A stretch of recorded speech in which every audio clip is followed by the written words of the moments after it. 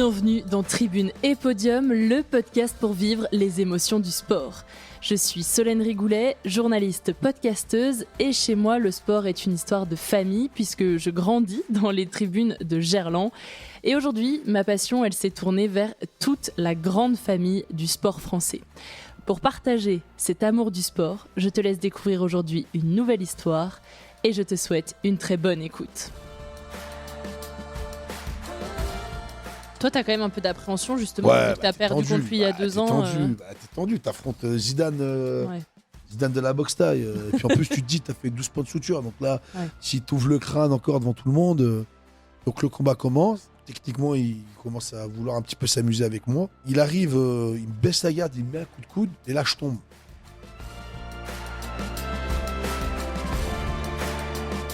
Dans une autre vie, j'aurais rêvé pratiquer un sport de combat et notamment un sport qui peut s'apparenter à la boxe. C'est pas le chemin que j'ai choisi puisque j'ai fait de la gymnastique et du coup je connais rien aux disciplines de combat à part le judo, mais bon ça c'est un peu comme tout le monde j'ai envie de dire. Je dois même dire que je les confonds et je comprends pas tout. Il m'arrive même de me questionner sur l'engouement récent autour de certaines disciplines, je pense notamment au MMA qui a pris une énorme ampleur ces dernières années. Et alors, mon invité du jour, il le sait pas, mais je suis vraiment très heureuse d'être avec lui, puisqu'il est champion du monde de kickboxing. Pour cet épisode, certes, on va parler de ça, mais on va surtout parler de son sport, qui ne fait pas toujours l'unanimité et qui pourtant mérite, je trouve, un meilleur traitement. Donc voilà, je suis très très fière d'être avec Yohan Lidon aujourd'hui pour ce nouvel épisode de Tribune et Podium. Bonjour Yohan. Bonjour Solène.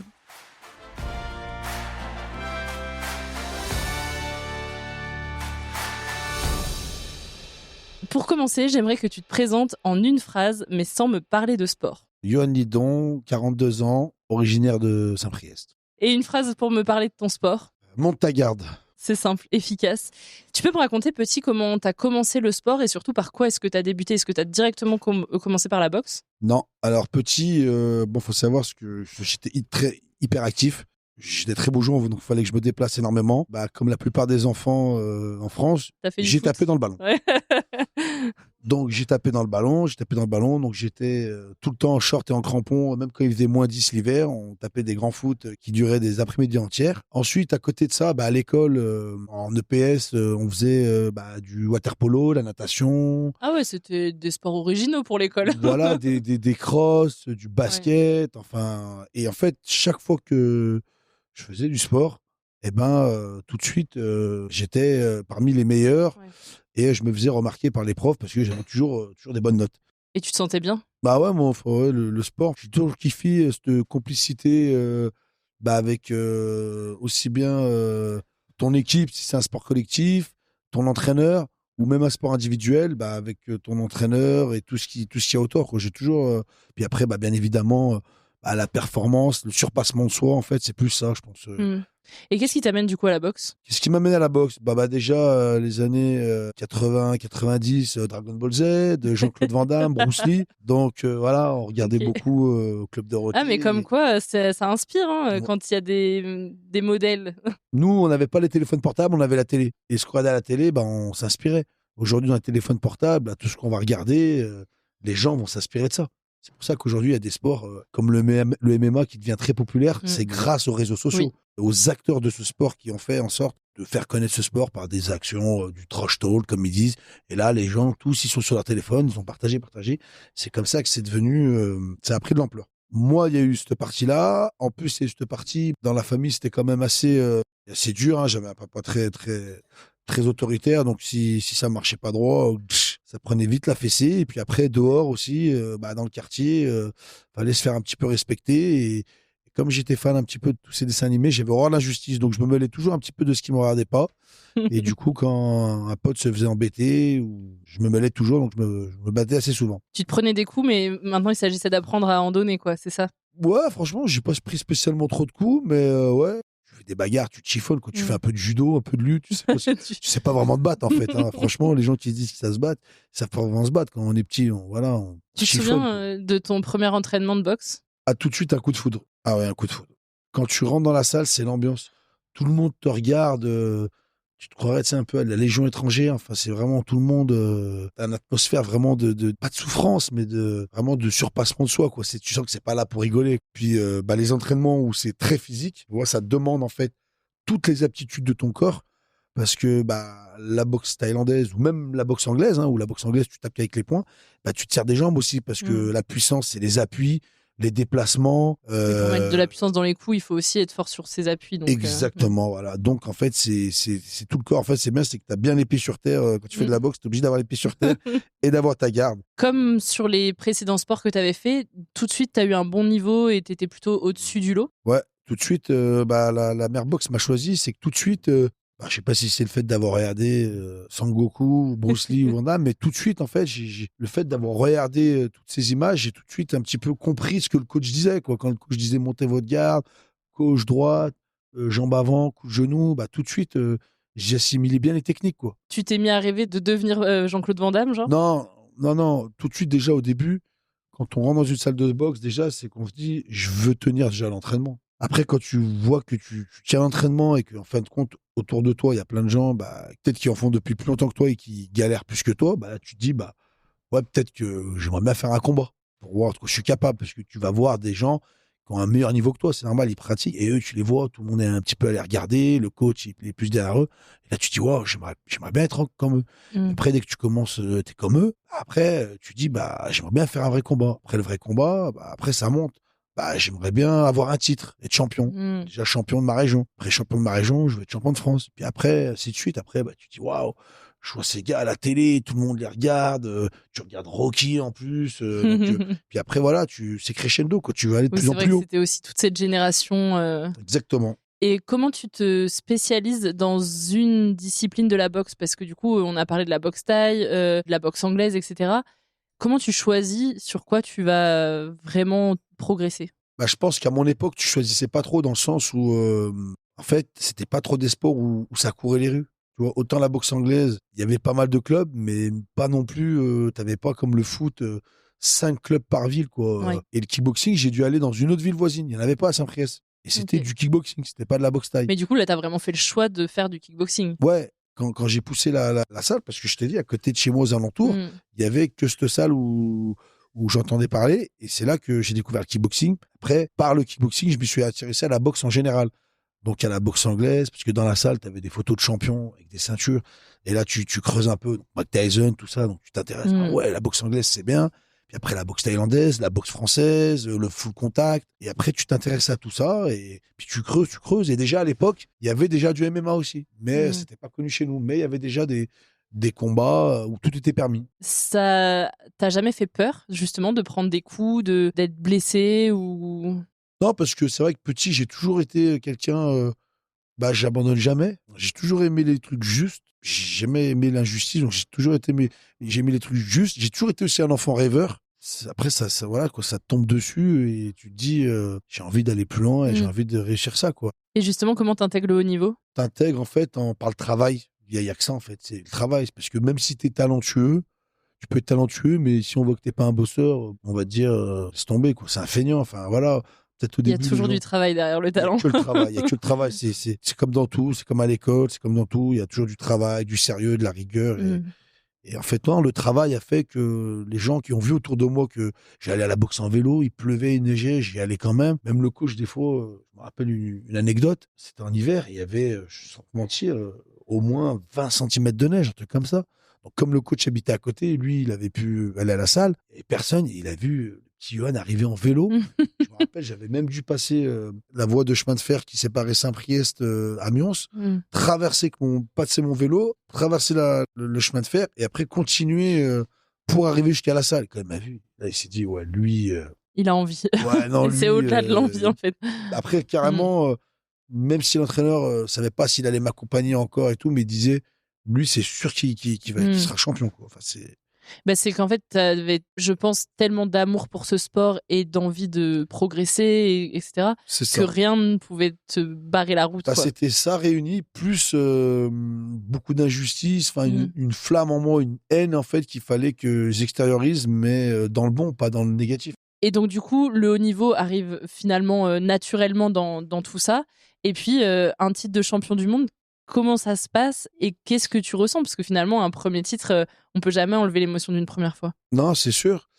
En fait, tu t'y prépares un petit peu parce que tu commences toujours en bas de l'échelle. Vraiment, le plus dur qui a été l'un des plus durs de ma carrière, franchement, l'un des plus durs de ma carrière, et celui qui m'a fait vraiment une satisfaction, c'est quand j'ai combattu chez moi, dans la région à Corba, pour la qualification du championnat de France, où c'était le championnat régional. Et c'était la première fois que je faisais un vrai combat, quoi. Et en plus, j'avais été surclassé par rapport à mon âge. J'avais été surclassé en junior où, en fait, je devais être encore cadet. Et ça commence et sur un premier coup, je vais au tapis. Et là, c'est vraiment, j'en prends une bonne et là, je prends rien. Enfin, et je me suis quand même relevé. Alors, personne n'aurait pensé que je me relève.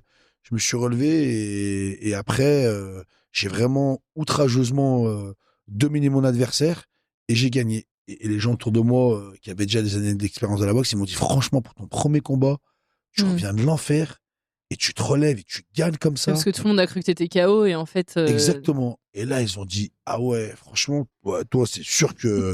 Et après, ça a été une continuité. Donc, cette année-là, après, j'ai pris le titre de champion de France. Après, tu sais que tu es junior. Donc, tu sais que tu es obligé, avant de passer en pro, de faire encore une autre année junior. Mais après, tu le sais au fond de toi, tu sais que tu vas y arriver. Parce que tu sais que tu as goûté à ça et que tu vas tout faire pour y arriver. Donc, ça fait plaisir, mais c'est rien à voir avec la première fois où je suis monté sur le ring.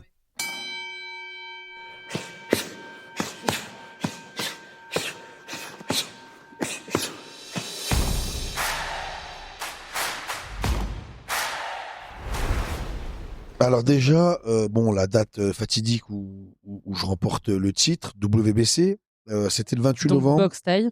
De Muay Thai, c'est ça, en moins de 72 500. C'était le 28 novembre 2009. 2 ans avant, à Los Angeles, j'affronte cet adversaire thaïlandais qui était numéro 1, quoi. C'était le champion contesté. Et il détenait la ceinture, la ceinture qui m'a fait rêver, celle de Mike Tyson, de Mohamed Ali, voilà, la ceinture WBC. Et c'est vrai que quand je l'ai affronté en 2007, j'ai été impressionné par l'ampleur de l'événement. Los Angeles, dans un casino. Puis là-bas, c'est vraiment le sport, c'est le haut niveau, quoi. Donc, t'as les mecs qui sont derrière toi, qui contrôlent, voir si tu te dopes pas, ce que tu prends. T'as un mec qui te lâche pas et tout. Tu te dis, ah ouais, tu sais que tu vas affronter lui. C'était l'un de mes premiers vraiment gros tests. Bon, je perds au point. Je fais une bonne guerre, mais manque peut-être de confiance en moi, sur mes capacités. En plus, j'avais la chance de frapper fort et d'entrée de jeu, je le tape fort. Et ce Thaïlandais, il n'aimait pas quand on tape fort à la tête, donc ça l'a tout de suite plus excité. Et au 5e round, en poussant dans les cordes, en revenant, il m'a mis un coup de coude et il m'a ouvert le crâne. Donc là, pareil, un petit peu petite descente en enfer où là, tu sens le sang qui coule et tout. Et puis du coup, tu te mets sur le bord du ring pour qu'on s'occupe de toi quand même. Ouais, voilà, on te regarde et tout. Donc là, t'as le coach, il dit non, ça va, il repart et tout. Parce que moi, je veux pas abandonner. Lui non plus, mon coach, pas du tout abandonné. Donc là, tu repars. L'autre, il veut trop ouvrir le crâne ouvert en deux. Non, mais je continue.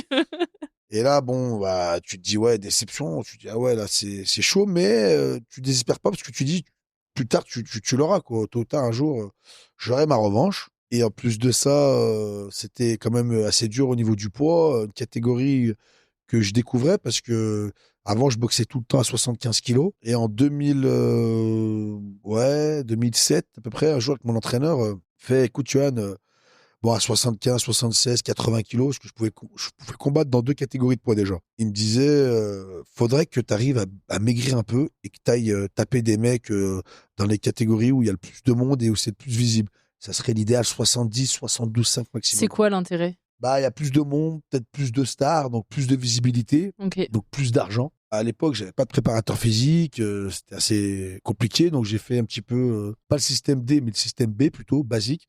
Donc tu manges que des pâtes ou du riz avec du blanc de poulet. Voilà, tu bois que de l'eau, tu manges un peu de fruits, plus de gâteaux, plus rien. Et en même temps, tu courais à la Rocky, je courais avec mes chiens. Et puis une semaine avant le combat, tu fais que courir pour perdre toute l'eau possible pour le jour où tu montes sur la balance. C'est bon. Alors ça va que vu que je mangeais pas beaucoup, parce que je me pesais tous les jours, tu diminues tes rations, mais tu dois t'entraîner, t'es fatigué, c'est compliqué. Mais bon, j'ai quand même réussi à descendre dans cette catégorie. Et après, le truc, c'est que ton corps, il a une bonne mémoire. C'est que dès que tu diminues tes portions, après ton estomac s'habitue. Et après, si tu t'entraînes toujours, que tu le relâches pas, ton corps va s'adapter. Tu vas plus trop prendre de poids. Tu vas être pas loin de cette zone de confort pour le poids. Et en fait, c'est ce que j'ai réussi à faire pendant de nombreuses années. Tu vois, c'est jamais dépassé 5 kilos de mon poids. En plus, bon, j'ai la chance d'adorer la pêche. Et en fait, dès que j'avais des moments de temps libre, eh ben, je préférais aller à la pêche, pêcher, me reposer, tu vois, avec mes chiens, kiffer, que aller faire la bringue avec mes potes. Qui eux, oui, la plupart, ben, c'était, allez, on va en boîte de nuit, on va au restaurant. Et du coup, ça m'a aidé. Et en 2009, cette année-là, donc je suis parti m'entraîner en Thaïlande 3 semaines. J'avais préparé en fait pour le poids, parce qu'en Thaïlande, je préfère, il fait tellement chaud et tout. Puis la nourriture, elle est assez saine, c'est que c'est plus facile de faire le poids dans ce pays qu'ici. Oui, parce que déjà de base, tu transpires toute la journée. Exactement. Donc, Je transpire énormément. En Thaïlande, moi, ça m'arrive par entraînement de perdre au minimum 3 et 5 kilos d'eau. waouh. C'est énorme. En France, ça va plus être entre 1,5 et 3. En Thaïlande, j'ai réalisé un combat sur la chaîne nationale où là, je gagne par KO. Et en fait, aussi à ce moment-là, c'est que par rapport à tes performances, tu peux commencer à rentrer dans la tête de ton adversaire. C'est-à-dire, le Thaïlandais commençait à se dire, oh, le petit jeune d'il y a 2 ans, là, c'est en train de devenir une machine. Il m'a affronté, j'avais 22 ans. On se réaffronte, j'ai 24 ans. Et là, les Thaïlandais, ils disent, lui, il commence à être dur et dangereux, quoi. Et après, je suis revenu en France, j'ai enchaîné tout de suite. Je fais un tournoi où je bats les meilleurs dans la catégorie au-dessus, c'est-à-dire dans la catégorie initiale à 76 kilos. Je les bats facilement. Et là, boum, la revanche qui tombe. Donc, en plus, la chance que j'ai eue, c'est comme c'est un gros événement, ça a été prévenu 2-3 mois avant. Donc, je m'y suis préparé, mais vraiment comme si je préparais un master, un diplôme important pour quelqu'un qui joue sa vie, quoi. Enfin, quelqu'un qui veut être ostéopathe, il va passer le diplôme. Voilà, là, il va vraiment bosser comme un fou parce que c'est le tournant de sa vie. Et ben, c'est ce que j'ai fait. J'ai bossé comme un fou, hygiène de vie irréprochable. Puis en plus, il y avait peut-être aussi, donc il y avait cette envie de revanche, mais il y avait aussi ce truc de c'est à domicile, quoi. C'est vrai que je suis très animal dans le sens où mon territoire, c'est mon territoire. Donc on va pas venir gagner sur ton territoire. Tu viens à la maison, tu viens à Lyon, tu peux me gagner, mais il faut me tuer. Voilà, donc tu peux gagner, mais il faut me tuer. Donc du coup, l'événement arrive et puis le combat commence. Déjà, le combat du poids se passe superbement bien au casino Charbonnière. Donc là, tout le monde me voit. C'est quoi ça? La pesée, c'est la veille du combat. Ouais, mais vu que tu as dit le combat du poids, c'est pas juste je monte sur la balance? C'est un combat, le poids, tu te rends compte? Faut que ah oui, non, si, ok, oui, d'accord. T'as la pression, tu te pèses. Oui, parce que pour le coup, là, on peut détruire ton rêve en 2 secondes. Bah, si t'es pas au poids, faut que tu ailles perdre le poids. Et si t'arrives vraiment pas avec le poids, là, tu te ridiculises.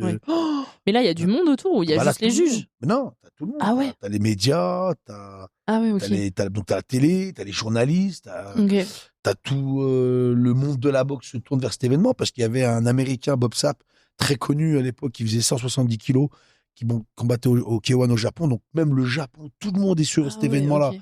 Tout le monde. Donc là, tu peux pas te foirer. Quoi. En plus, tu as des gros sponsors, donc tu peux être susceptible de, si tu te fais remarquer, tu as même des acteurs de cinéma. Enfin, là, oui, ça peut être un tournant de ta carrière exceptionnel. Voilà, exactement. Quoi. Tu vois, tu peux te faire remarquer pour plein d'autres choses. Tu vois. Donc ça, je le réalise. Et là, ils se disent, ah ouais, il est affûté comme jamais. Puis il y avait Christian Delcourt, qui était le commentateur de Canal+ avec Jean-Paul Maillet, où ils disent, là, on pense que vraiment, Johan... c'est l'événement de sa vie, de sa carrière, et là, il a mis tous les ingrédients, ça se vaut. Je sens que ils ont eu l'habitude de côtoyer énormément de champions, et je sens que là, il va vraiment se passer quelque chose de spécial en direct à Canal+, donc venez, machin. Et le combat commence, donc le Thaïlandais est très sûr de lui quand même. Toi, t'as quand même un peu d'appréhension, justement, vu que t'as perdu contre lui il y a 2 ans. T'es tendu, t'affrontes Zidane... Zidane de la boxe taille. Et puis en plus, tu te dis, t'as fait 12 points de suture. Donc là, si t'ouvres le crâne encore devant tout le monde... Donc le combat commence. Techniquement, il commence à vouloir un petit peu s'amuser avec moi. Il arrive, il me baisse la garde, il me met un coup de coude, et là je tombe. Mais je me relève tout de suite. L'arbitre ne me compte pas, mais il me touche, quoi. Tout de suite, quoi. Il me remet encore un coup de coude à la mâchoire, et là je me relève. Tout de suite, je sais pas, là je passe dans une autre sphère. J'avance, je lui rentre un coup de coude. Là, il se demande ce qui se passe. Je change de garde. En fait, instinctivement, j'avais travaillé dans mes 2 gardes, mais instinctivement, je lui ai posé une difficulté, c'est que j'ai changé de garde. Donc mon bras fort, il est passé devant. Et au moment où il pensait que j'allais pas le toucher, il recule. Et là, je lui décroche un crochet du droit, plein de potes du menton. Ça fait un bruit dans la salle. Tu l'entends derrière dessus, tu entends pas.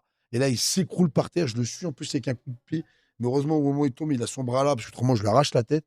Et là, bam, raide mort, allongé par terre. Et là je ah ouais, donc victoire par KO. Ouais, par KO. Ah ouais, il n'y a même pas de photo, quoi. Enfin... KO, voilà, quoi. Ah waouh. C'est, limite, après, il a mis un moment pas fin de carrière, mais pas loin, quoi. Il a mis un moment. Ah ouais. Ouais, ouais. Et vous avez pu en discuter ensemble de ça ou tu discutes pas trop Non, avec l'adversaire?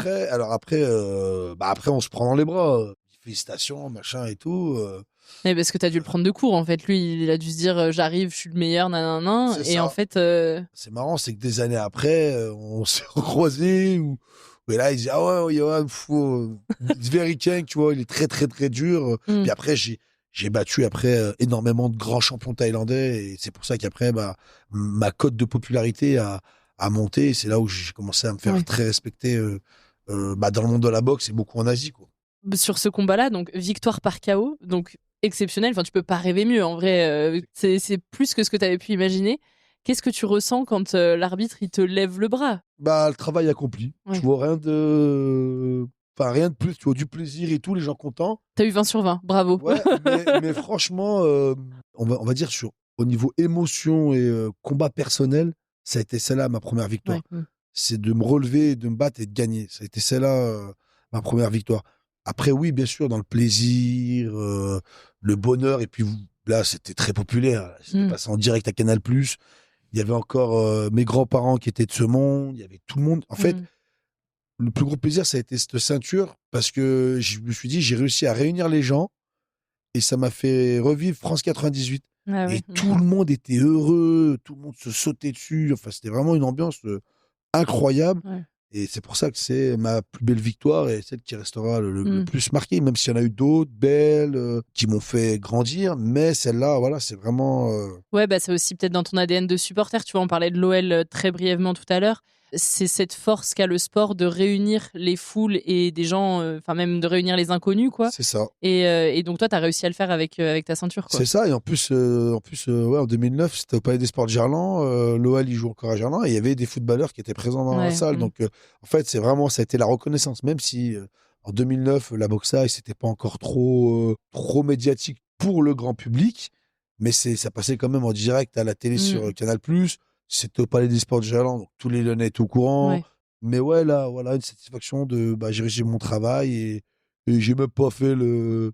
Les gens, ils ont apprécié parce que je suis resté modeste, mais j'étais tellement content, les gens étaient tellement contents autour de moi, j'ai tellement rendu les gens fiers que c'était ça mon plaisir, tu vois. Et cette ceinture, c'est aussi le résultat d'années de travail et ça symbolise dans la ceinture, mais en soi. C'est ça. Année de travail, puis un rêve. Tyson, Rocky, avec la même ceinture, et là, je l'ai. Ah ouais. Elle est autour de ma taille, dis donc, mais qu'est-ce qui se passe moi, le petit jeune, là, le petit Samprio, une ceinture, non, c'est un rêve ou pas? Pensez-moi. Et alors, du coup, ça change quelque chose vraiment dans ta carrière? Tu vois, tu dis qu'il y avait beaucoup de médias, beaucoup de sponsors, etc. Qu'est-ce que derrière ça change? Bien sûr que ça change un peu. Au niveau de la cote, t'es un petit peu comme un cheval de course. Donc, tu prends un peu de valeur. Tu prends de la valeur, mais franchement, comme tu as pu le dire, peut-être pas assez par rapport au sacrifice.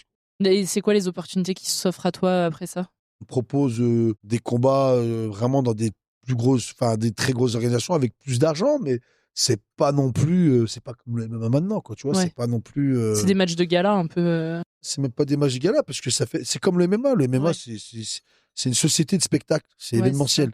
Tu combats pour un promoteur qui, lui, son but, c'est de remplir la salle, vendre à la télé, vendre aux sponsors mais en fait, c'est lui qui amasse l'argent, quoi. C'est pas toi, quoi. Il donne ce qu'il veut, il donne ce qu'il a envie de donner aux boxeurs, quoi. Toi, t'aimes le sport, mais ce qui entoure ça. Ouais, voilà, c'est pas vraiment. Tu sais, tu remplis une salle de 10 000 personnes, à 50 € le ticket moyen, à la fin, tu donnes 15-20 000 balles aux boxeurs. Tu vois bien la différence, hein, tu vois. Vaut mieux être promoteur, hein.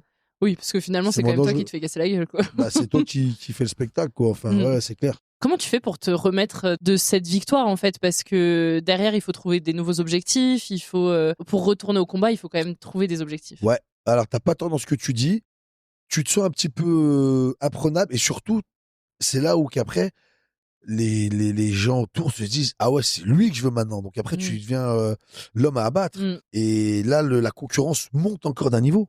Là, la concurrence, parce que là, t'en avais un à battre, un champion. Mais après, ils veulent tous te battre. Donc c'est là où c'est chaud. Moi, je savais que la boxe, j'allais faire ça jusqu'à que je pouvais. Tu vois, la flamme, je veux dire, c'est pas une blessure, c'est pas une défaite qui m'aurait fait arrêter. Donc voilà, je me suis dit, maintenant que je l'ai eu, je vais essayer de prendre le plus de sous possible, le plus de titres, et puis c'est tout. Ouais. Et puis derrière, enfin, c'est pas ton seul titre. Enfin, t'en avais déjà eu un avant celui-là, mais t'en as encore eu. Après, j'en ai gagné. C'était mon 3e, donc t'imagines, j'en ai gagné 20 derrière. Celui-là, ça a été vraiment le plus beau, quoi. Vraiment le plus beau à tous les niveaux, quoi. Revanche, l'homme vraiment top du top. Voilà, c'était... J'ai lu en préparant cet enregistrement que on disait de toi que t'étais notamment connu pour tes combats agressifs et surtout ta puissance au KO. Là, tu nous l'expliques dans ce combat-là, mais ça veut dire que c'est quelque chose qui est revenu régulièrement pendant ta carrière et pas que sur ce combat où tu gagnes le titre. Comme je te le disais, déjà petit, jeune, déjà, on voyait tout de suite, je boxais ce qu'on appelle faire du sparring. Donc, quand tu t'entraînes, tu fais du PAO, de la technique, de la corde à sauter, de la course, de la musculation. Ça, c'est très bon pour monsieur et madame tout le monde. Mais en tant que compétiteur, tu es obligé de faire du sparring, c'est-à-dire une opposition avec des gars. Et à l'époque, beaucoup les videurs ou les policiers, enfin des gens qui travaillaient dans la sécurité, faisaient de la boxe. Donc, j'étais amené à combattre avec des mecs très costauds, plus lourds. Et eux-mêmes me disaient, mais tu frappes comme une mule. Enfin, déjà, ils me disaient, ah ouais, dès que je leur mettais un coup, ils disaient, c'est pas possible. Et en fait, déjà, ça m'a permis aussi de prendre confiance en moi. C'est que dès que je mettais des coups, je voyais qu'en face, je faisais mal aux gens. Donc, du coup, ça me donnait un petit plus au niveau confiance, tu vois, du style, j'ai ma botte secrète, ça peut me sauver, tu vois, quand t'es dans la mouise. C'est pour ça que ça m'a aidé dans le sens où après, beaucoup de mes adversaires se disaient, quand on affronte Yohan, on n'est pas sûr de rester debout. Ouais, c'est un peu une pression mentale, quoi. Voilà, exactement. Ça fait un peu une pression parce que sur 198 combats, j'ai mis 98 KO. Ah ouais. Donc ça fait presque un combat sur 2. Donc ça fait pas mal, tu vois. Ouais. Ça impressionne. Autant tu peux faire des fois des séries de 7, 8, 9 combats où tu vas aller au point et puis d'un coup, bim, tu pètes 8 KO d'affilée, quoi. Donc les mecs, 1, 2, 3. Qui sera le prochain? Qui c'est qui veut boxer Yohan? Non, j'ai d'autres choses à faire, là. Combien vous donnez, tu vois?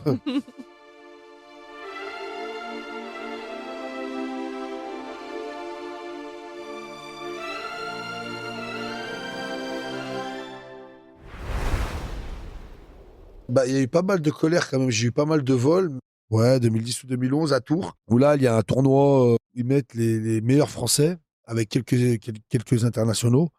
Et je suis le grand favori parce qu'en fait, ils ont fait ce tournoi en fait pour me battre, en fait, pour me dégoûter. Tu vois. Qui battra certaines personnes de la fédération ont voulu, en fait, comme j'étais déjà un peu la star et le meilleur en France, parce que je combattais à Canal+, ils se sont dit, on va le mettre dans un tournoi et peut-être qu'on va pouvoir se dorer le blason sur son nom. Tu vois. Okay. Mais moi, comme je suis un mec toujours, moi je boxe, vas-y, je boxe tout. Je fais mon premier combat où logiquement il y aurait dû avoir des tirages au sort, mais il n'y a pas eu de tirage au sort. Tout a été ficelé pour que j'affronte tel adversaire en premier, pour qu'après, si je passe le deuxième, ainsi de suite. Et là, je fais le combat, et je gagne 1000 fois ce combat. Et là, comme ça dure au point, on diminue le temps de rounds, donc de 3 rounds de 3 minutes, on passe à 3 rounds de 2 minutes. Et à la fin, comme mon adversaire restait debout, on lui a levé la main. Et là, une colère monstre. Comment tu fais pour contrôler ça? Moi, voilà, je suis pas quelqu'un qui va... Mais par contre, les mots, ils partent. Hein. Et des fois, les mots, je pense qu'ils peuvent faire plus mal que des coups. Et là, ça part dans tous les sens. Mais tu vois, ça, c'est un truc que je me suis toujours demandé sur la boxe parce que moi, j'ai ce souvenir du combat, que je me trompe pas, d'Alexis Vastine à Londres en 2012. Ah ouais, pareil. Voilà. Et j'ai rarement regardé la boxe, mais en tout cas, je sais que ce jour-là, j'ai pas compris. Et je trouve que c'est ça qui est difficile dans la boxe quand ça se joue au point, c'est que en fait, c'est à l'appréciation des juges, quoi. C'est ça. Et du coup, même ton adversaire, il a pas dû comprendre qu'on lui lève le bras. Non, mais du coup, c'est un peu de la mafia. Sa victoire, elle a aucune saveur. Lui, oui, mais il s'en fout. S'il peut avancer, c'est-à-dire qu'il va toucher plus de sous. Ouais, mais bon, c'est pas l'esprit du sport. Enfin. Non, mais bon, lui, on va dire, c'est pas lui qui donne la décision, donc il s'en fout. Moi, ça m'énerve. Oui, non, mais je suis d'accord. Moi, c'est pareil, hein, mais non, on dirait, c'est pas moi, donc j'avance, je m'en fous. Et surtout, toi, qui dis que t'aimes pas les injustices, etc., avec la boxe, t'as dû en vivre un sacré paquet. Ouais, non, mais là, j'étais un dragon, hein. Puis il n'y a pas que celle-là, mais il y en a eu des autres. Mais... Et comment t'as fait pour continuer? Parce qu'en fait, quand t'en subis tellement, qu'est-ce qui te donne envie quand même d'y retourner? Je me disais, là, je vais revenir, je vais tous les mettre KO. Tout simplement. Je dis là, t'as pas le choix, en fait, je vais leur dire, en fait, vous me jugerez plus. C'est moi-même qui vais faire le propre juge et le bon Dieu, je disais, parce que si le bon Dieu est contre moi, je me blesserai. Mais comme j'essaie d'être le plus droit possible, si je travaille et que je suis sérieux, le bon Dieu sera avec moi. Et puis boum, à chaque fois, ça marchait, quoi. Bon, après, je crois que là, c'était pas une histoire de bon Dieu, c'était une histoire de magouille quand même. Oui, là, c'était de la magouille. C'est de la magouille. Ouais.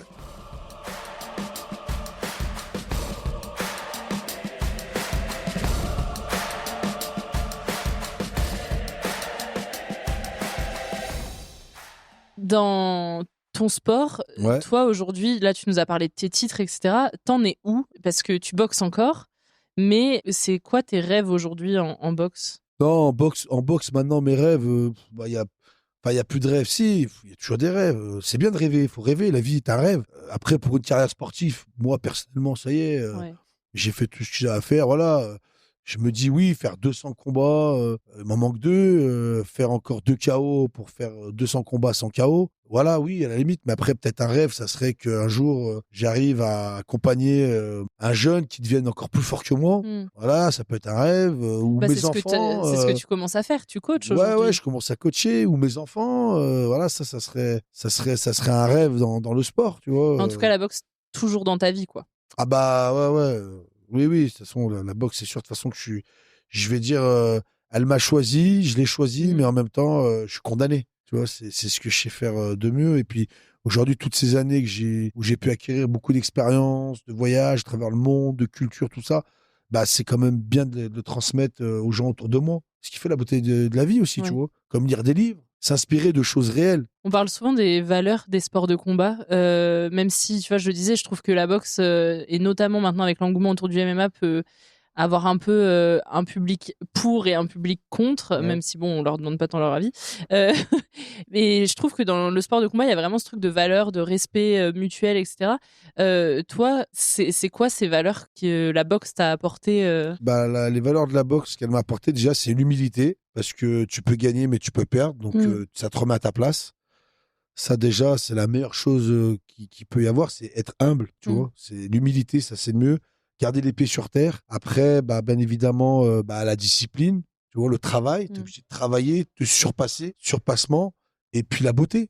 Tu vois, c'est beau le sport. Mm. Donc, voilà, c'est plein d'ingrédients qui fait que c'est que du positif. Mais c'est sûr que le truc numéro un, c'est l'humilité. C'est quoi ce qui te manque dans la compétition, dans ces combats, dans ces KO, etc., qu'aujourd'hui, du coup, tu fais un peu moins? Ouais, l'adrénaline. L'adrénaline, le sérieux d'une préparation, des moments de rigolade avec son équipe, voilà, tu vois, c'est ça. Que des bons kiffs, tu vois. Ce qui me manque, c'est pas les blessures, tu Mm. vois, c'est pas le poids, la perte de poids, tout ça. Non, non, ça, non, faut mettre une croix dessus, tu vois. Maintenant, Mais tu c'est, peux combattre en prenant du plaisir dans ton assiette, quoi. ouais, voilà, c'est ça, on va dire ça comme ça, voilà, voilà, c'est ça. Bah, c'est vrai que c'est bien maintenant avec tout ce qui se passe autour des sports de combat, la boxe, tout ça. Aujourd'hui, tu as vu des mecs qui sont influenceurs, ils se mettent à faire des combats. Et les gens, ils payent, ils viennent voir ça. Donc, tu te dis, ah ouais, en fait, bah, je peux faire pareil vu que j'ai un nom. Si j'affronte un mec un peu connu, on se cale sur un bon business et puis tu peux remplir une salle et Mm. tu peux te faire un kiff. Voilà, mais par contre, je ferais pas un truc où un influenceur ou quelqu'un me dit, bon, bah, on combat, mais je suis obligé de gagner et on donne des Ouais. millions. Ça, non.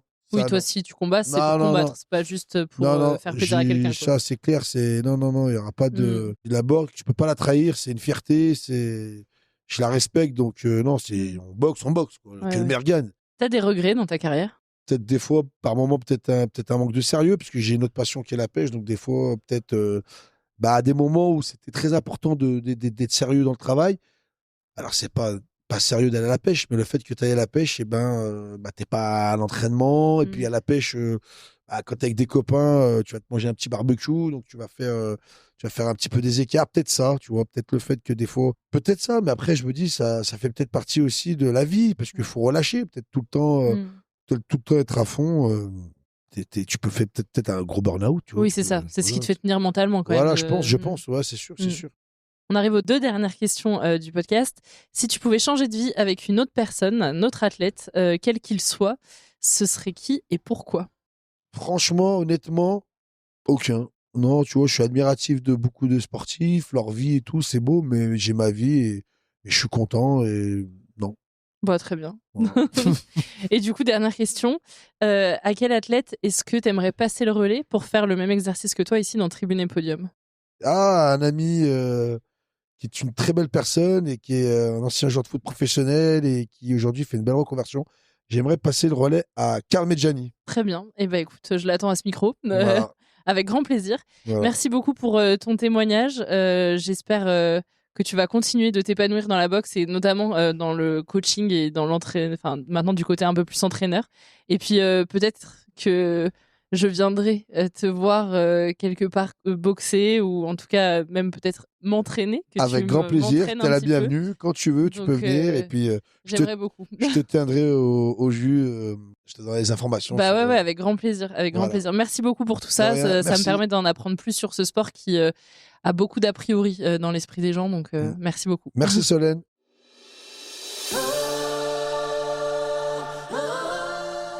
Merci d'avoir écouté cette histoire de sport et d'émotion. Cette aventure, je veux la vivre avec toi, tel un supporter prêt à clamer ton bonheur et parfois tes peines. Ensemble, nous allons vibrer plus fort et pour ça, je compte sur toi pour t'abonner à Tribune et Podium sur ta plateforme d'écoute préférée. Je suis très curieuse de savoir quel athlète tu aimerais entendre dans ce podcast, alors dis-le-moi en MP sur Instagram, sur le compte Tribune Podium, ou tout simplement en laissant un avis sur Apple Podcast ou Spotify. On se donne rendez-vous tous les mardis pour découvrir des histoires humaines dans Tribune et Podium. Écrivons ensemble notre histoire sportive. Ciao!